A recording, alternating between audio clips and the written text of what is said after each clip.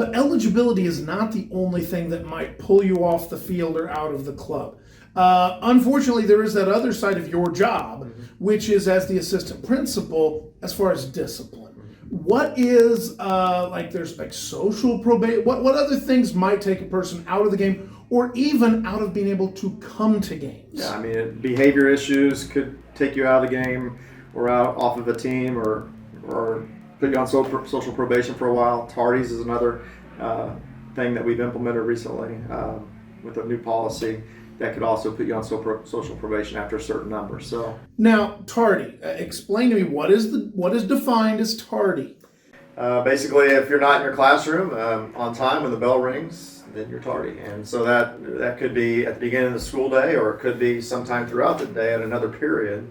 But if you're not in the door by the time the bell rings, you're considered tardy. So it's not just first hour. It could be any time during the day. Yeah. And additionally, as teachers, we may not want you just like stepping your last foot in the door. Our rule in the classroom may be you got to be in your seat. Yeah. You know, you got to be ready to go. So you need to be careful. Listen to your teachers at the beginning of the year when they give you those expectations, because they will. Yeah. Each of us have maybe slightly different course. Part of it is like, am I ag? Are we in the shop? Are we in the classroom?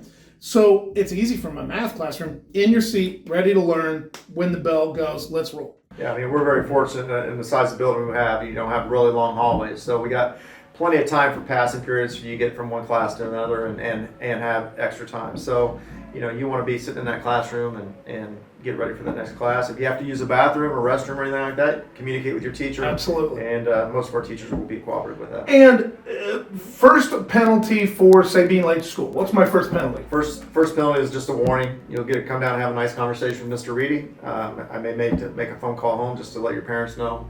And then the second and third is basically a 30-minute detention. Okay.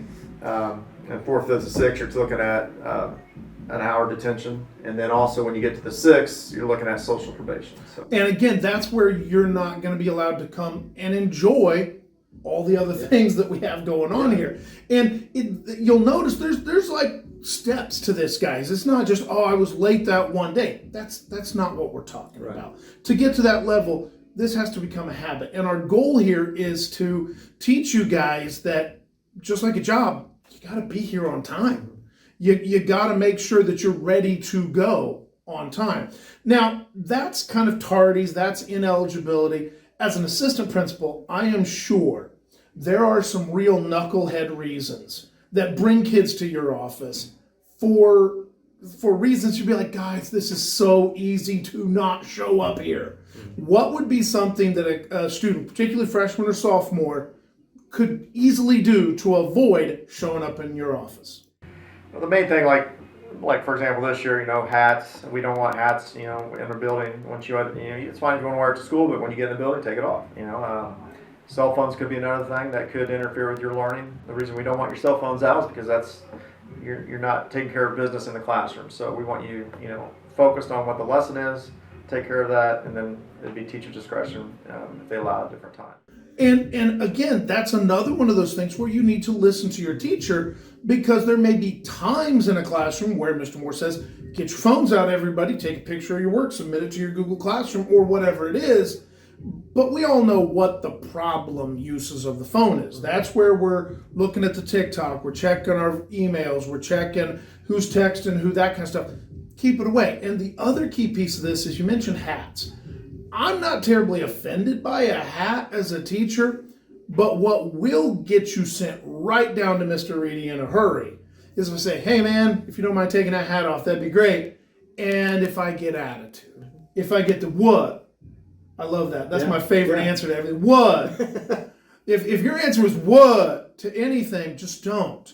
Okay? And it's not just me, because what that says is, not only do I not respect the rules of the facility to take my hat off or to wear the appropriate thing as they've requested, now you're going beyond that and saying, no, I don't respect the job that you're trying to help me do while I'm here, because that's actually what we're trying to accomplish.